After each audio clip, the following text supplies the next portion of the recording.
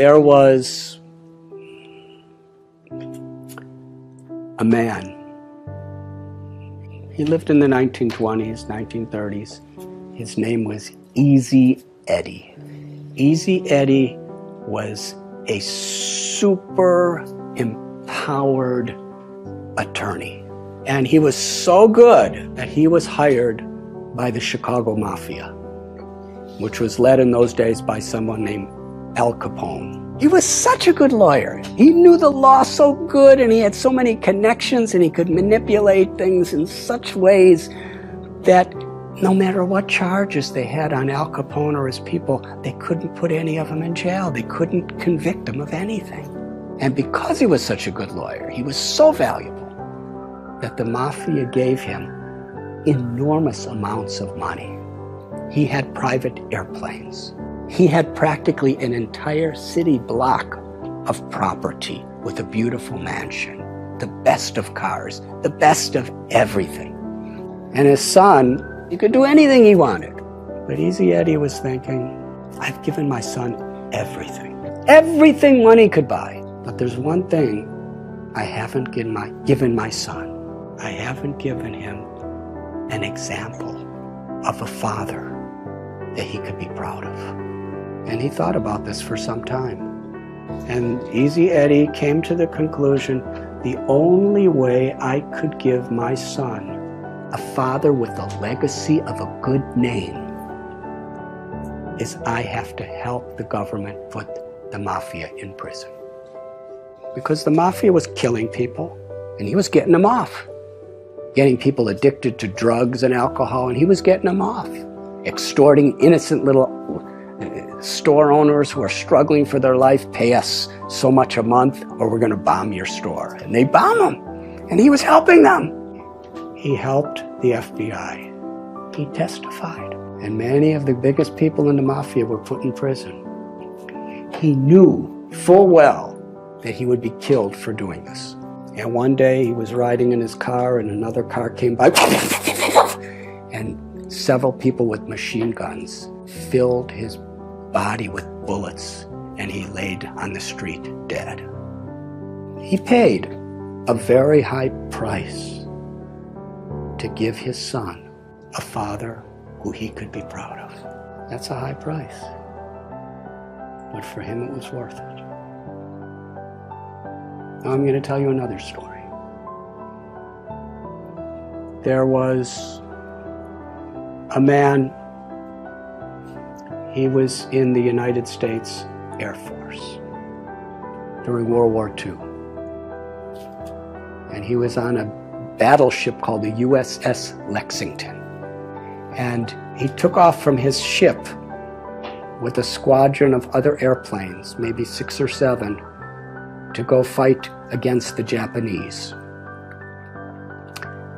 As they were flying in the sky, this person realized that someone on the ship forgot to put fuel in his tank. So he radioed to the leader of his formation and said, I have to go back. He said, well, we can't. You go back. We have to keep going.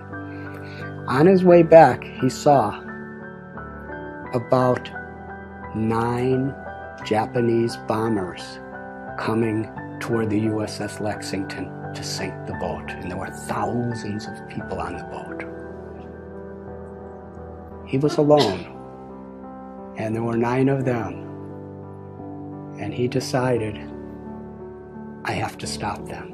Because there was the ship, they didn't know what was happening.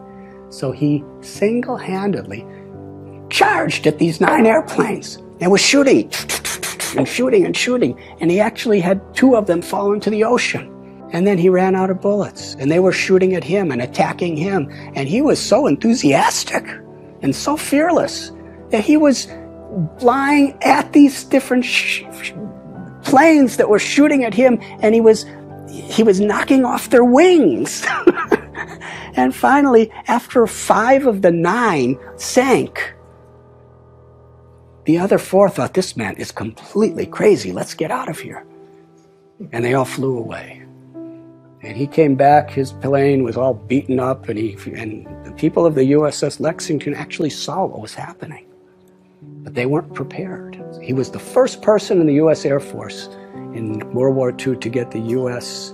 Congressional Medal of Honor, the highest award there is. His name was Butch O'Hare. And the airport in Chicago, O'Hare Airport, is named after him. He's considered one of the greatest heroes of American history because he was willing to sacrifice his own life for the higher cause of others. What makes this story so interesting is Butch O'Hara was the son of Easy Eddie. That's a strong foundation. What are we giving our children? I have seen in my life traveling around, I've been wandering around this planet for 63 years now. I've seen people work so hard for money, give it to their children, and then their children fight as enemies to see who gets it. Is that the legacy? Is that fulfilling life? Is that what we want to leave to the world? Our values, our character, the grace and the compassion, the love that flows through us is the greatest contribution we could make to our own life, to God, to our families, and to the world. And when we have those values, and we work and we build that foundation through good company and good practices and good decisions, then we could have a wonderful, fulfilling, meaningful life beyond birth, beyond death. And we could leave that as a legacy for the world.